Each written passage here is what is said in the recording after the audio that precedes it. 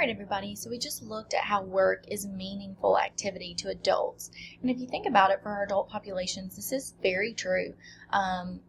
So many of us as adults work and we have a lot of pride and a lot of meaning that goes into our work.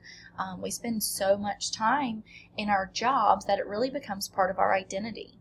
So let's take a look at this case study and see how our patients relate to their jobs and how we need to understand this role of work in our livelihood and our health. So Maisie Baldwin has worked as a nursing home aide for the past 15 years. She's the sole provider for her 3 children, one of whom has just started college. Although Ms. Baldwin has attended the mandatory in-service sessions on proper body mechanics and lifting of patients, she's not always followed the proper procedures.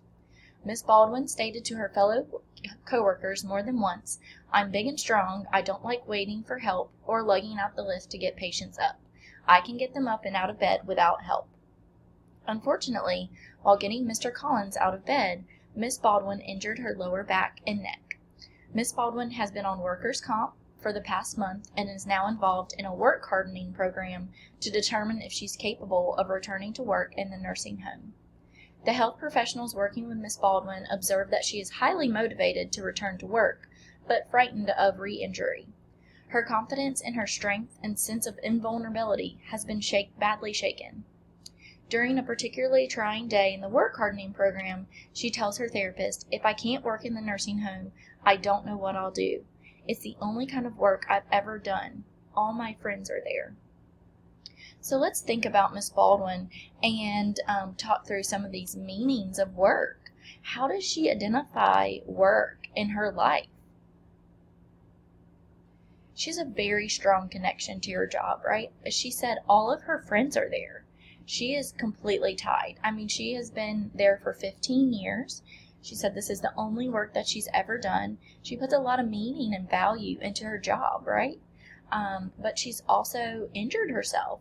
So she's putting her job in front of her own health and well-being.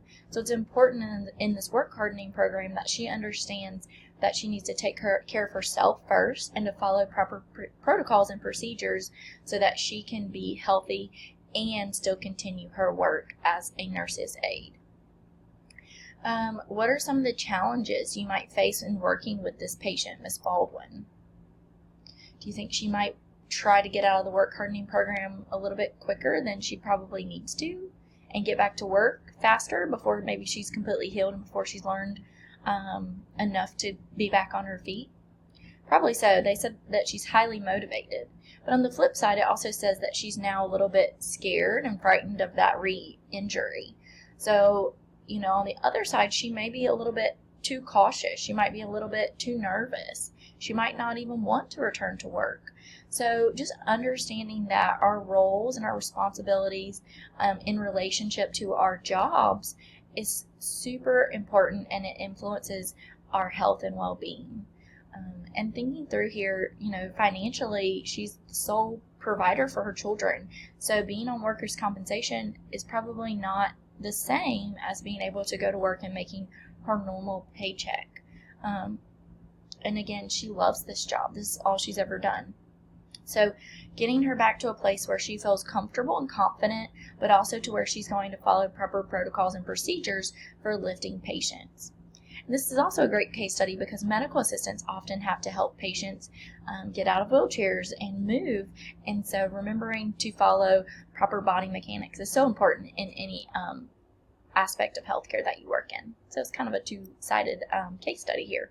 But just understanding that work as a meaningful activity for our adult patients is important to understand.